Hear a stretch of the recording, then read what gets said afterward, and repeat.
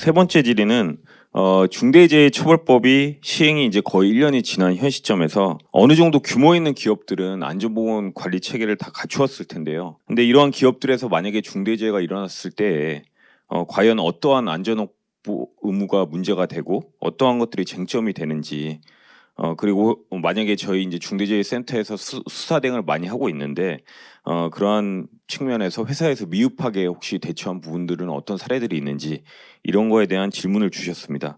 해당 답변은 김수현 변호사님께서 말씀드리도록 하겠습니다. 김수현 변호사님은 검사 재직 당시 노동, 산업안전 등 공안 업무를 주로 담당하셨고 창원지방검찰청 통영지청장을 마지막으로 검찰을 떠나 2022년에 율촌에 합류하셨습니다. 율촌에서는 검찰에서의 풍부한 수사 경험을 바탕으로 다수의 중대재해 사건 대응에 있어 핵심적인 역할을 하고 계십니다. 김수현 변호사님 부탁드리겠습니다. 안녕하십니까, 김수현 변호사입니다. 자료를 보면서 설명드리겠습니다. 이 중대재해 수사 대응 관련돼서는 워낙 기업별로, 그다음에 사고 내용 유형별로 그 대응 방안이 천차만별이어가지고 일괄되게 설명드리기가 좀 어려운 부분이 있어서 중대재해 사건의 수사 구조를 살펴보면서 각 단계마다 어떤 것들이 중점이 되어야 되는지, 그 기업 입장에서 대응할 때 주로 관심을 가져야 되는 부분이 어떤 부분인지라는 그 흐름을 보면서 설명드리는 걸로 하겠습니다. 먼저 사고가 발생하면 제일 먼저 중처법 적용 대상인지 아닌지를 살펴보게 됩니다. 50인 이하라든가 그 도급 금액이 얼마라든가 이런 그 내용을 놓고 중처법 적용 대상이 된다라는 판단이 있으면 그 다음에 이제 재해 발생 원인에 대한 현장 조사를 하게 되는데, 이 재해 발생 원인에 대한 현장 조사는 법 규정이 아직 특정되지 않은 상태에서 사고가 왜 발생했는지, 그 원인이 무엇인지를 일단 그 현장에서 살펴본다는 겁니다.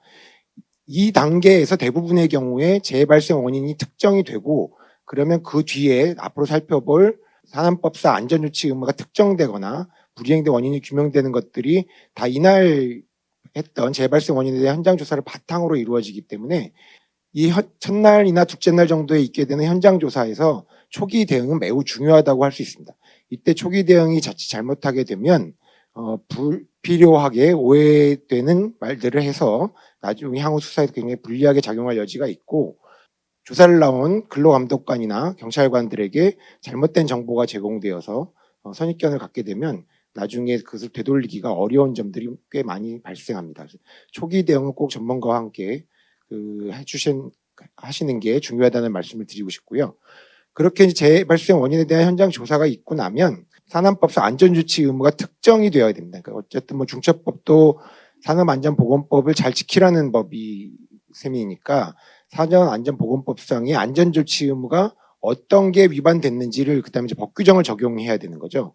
법규정을 찾아야 되는 작업이라고 할 수 있는데, 이때는 이제 안전 전문가분들하고 법률가의 협업을 통해 가지고 그 발생한 사실을 법률적으로 어떻게 해석해야 되고, 그게 산업법상 안전조치 의무 어디에 해당되는지를 정확히 특정하는 것이 매우 중요하고, 그 특정된 다음에 특정된 그 규정을 바탕으로 해가지고 향후 수사 대응을 해나가는 것이 필요합니다.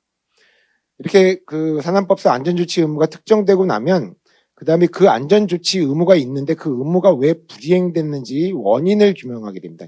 이 원인에는 뭐 예를 들어서 현장에 안전조치가 규정은 마련됐지만 실제로 집행되지 않았다거나 휴먼 에러이라거나 아니면 예기치 못한 숨은 위험이 있어서 발생한 거라든가, 이런 식으로 안전조치가 불이행된 원인을 규명하게 되는 것이라서 왜 이 의무가 이행되지 않은 원인을 찾아 나가는 단계는 결국 나중에 책임자를 특정하는 단계와 밀접하게 연관이 되어 있습니다.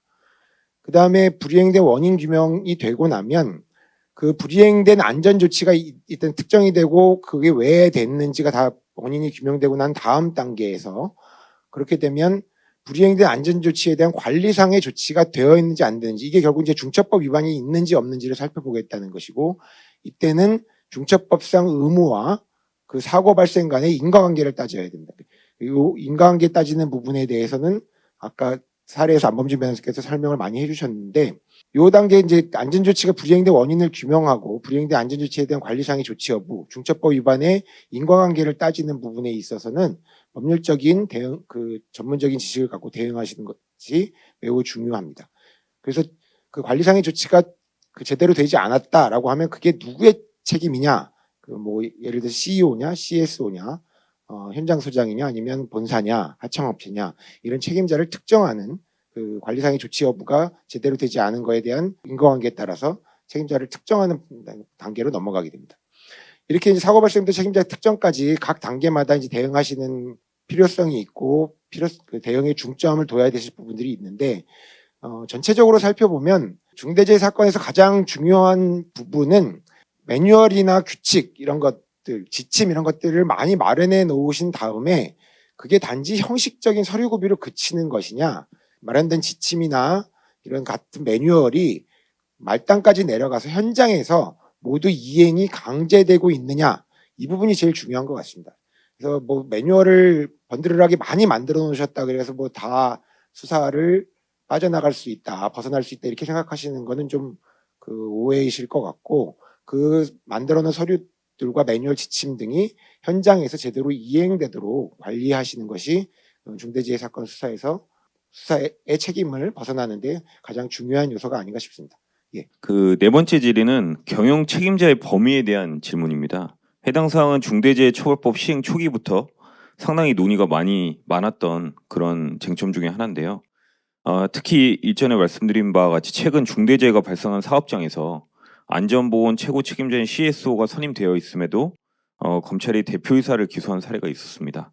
이러한 측면에서 과연 CEO가 경영 책임자로 인정될 수 있는 것인지, 그리고 CEO를 임명한 경우에도 대표이사가 처벌될 가능성이 높은 것인지에 대한 질의를 주셨습니다. 해당 답변도 김소연 변호사님께서 말씀 주시겠습니다.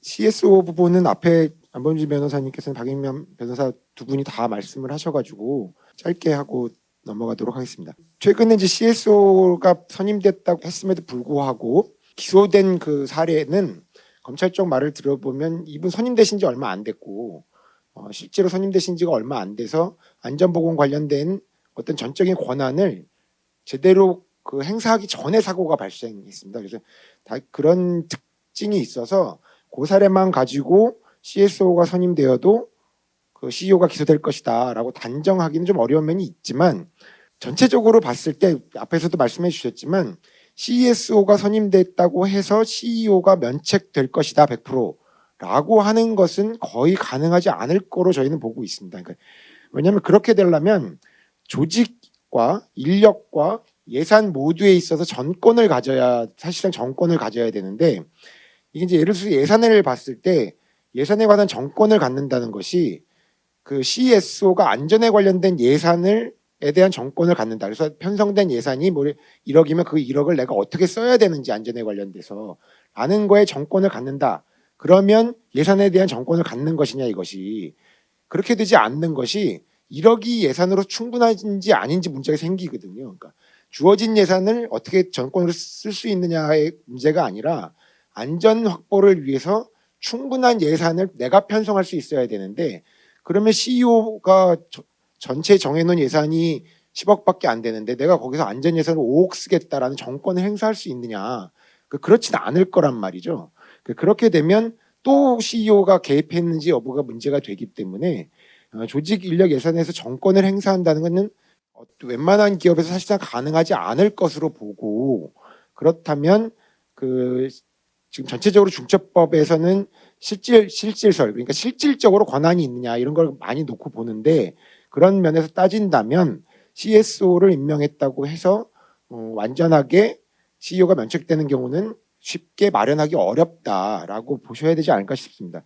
예를 들어서 진짜 중요한 요소들로 나중에 CEO가 그나마 책임을 좀 덜 지으려면, 뭐 예를 들어서 비토권, 그러니까 계약 그 하도급 계약을 체결했는데 이거 도급 금액 1억 갖고는 저 사람들이 안전 확보 의무를 다할 수 없기 때문에 1억 하시면 안 된다, 1억 5천으로 하셔야 된다 계약을, 이런 비토권을 가질 수 있느냐. 그다음에 현장에서 갖고 있는 진행되는 공사를 이거는 위험하기 때문에 한 달 동안 중지해라, 이거는 안전 문제가 해결될 때까지 라는 정도의 권한을 가질 수 있느냐 라는 것들이 구체적으로 다 살펴봐야 되는 문제가 있어서 쉽게 CSO 선임으로 CEO가 면책된다고 단정하시는 것은 위험할 것 같습니다. 여기까지 말씀드립니다.